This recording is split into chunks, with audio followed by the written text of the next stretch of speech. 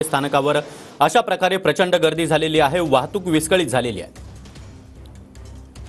तर eastern express हायवेवर देखील मोठ्या प्रमाणामध्ये वाहतूक कोंडी झालेली आहे। सकाळच्या सुमारास चाकरमानी कामावर जायला निघालाय, मात्र रात्रीच्या 1 वाजेपासून सुरू झालेला पाऊस त्यामुळे सकल भागामध्ये पाणी साचलेलं आहे। अनेक गाड्या रस्त्यावरच बंद पडलेल्या आहेत, त्यामुळे ईस्टर्न एक्सप्रेस हायवेवर देखील वाहतुकीचा खोळंबा मोठ्या प्रमाणात झालेला आहे। आणि या संदर्भात अधिक माहिती देण्यासाठी गिरीश गायकवाड आपल्या सोबत आहेत। गिरीश, काय अधिक माहिती, कशा प्रकारे या ठिकाणी नागरिकांचे हाल सुरू आहेत, वाहतुकीचा मोठा खोळंबा पाहायला मिळतोय? नक्कीच जवळपास 1.5 ते 2 किलोमीटर वाहनांच्या लांबच्या लांब रांगा लागलेल्या मी सगळ्या माटुंगा सायन परिसरामध्ये आहे।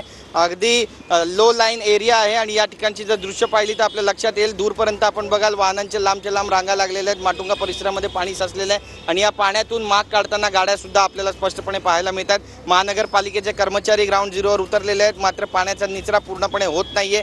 सकाळी जेवढं पाणी होतं निश्चितच त्यापेक्षा थोडंसं पाणी कमी झालेलं आहे, 20% पाणी ओसरलंय, मात्र पावसाचा जोर देखील कायम आहे। अधूनमधून पाऊस पडतोय आणि पाणी पुन्हा वाढतंय। ही सगळी दृश्य आपण या ठिकाणची पाहतोय। माटुंगामध्ये माटुंग्यापासून सायनला जाणारी जी वाहतूक आहे ती अत्यंत धीम्या गतीने सुरू आहे, कारण माटुंग्याची एक जी बाजू आहे त्या ठिकाणीच ट्रक पूर्णपणे बंद पडलेला आहे। पाण्याच्या आतमध्ये हा ट्रक अडकलेला आहे आणि त्यामुळे एक जो छोटा रस्ता आहे त्या रस्त्यावरून ही वाहतूक डायव्हर्ट करण्यात आलेली आहे। तिथे सुद्धा ब्रिजच्या आसपास पाणी भरलेलं आहे, त्यामुळे वाहनांचा जो वेग आहे तो मंदावलेला आहे।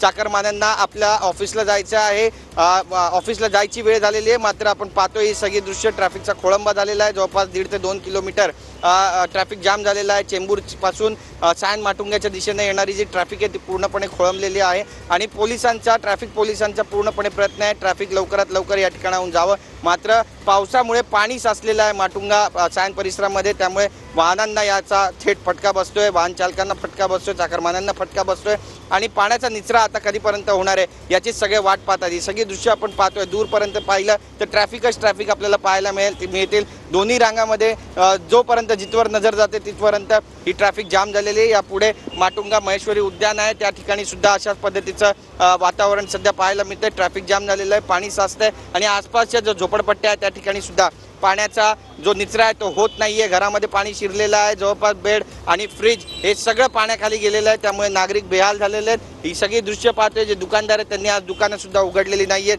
कारण दुकानाच्या आतमध्ये सुद्धा पाणी शिरलेलं आहे, त्यांचं सुद्धा नुकसान झालेलं आहे। या नुकसानाची भरपाई महानगरपालिका किंवा प्रशासन करणार का असा प्रश्न सुद्धा नक्कीच गिरीश, तुम्ही आपल्या सोबत राहा। दुसरीकडे आपण पाहतोय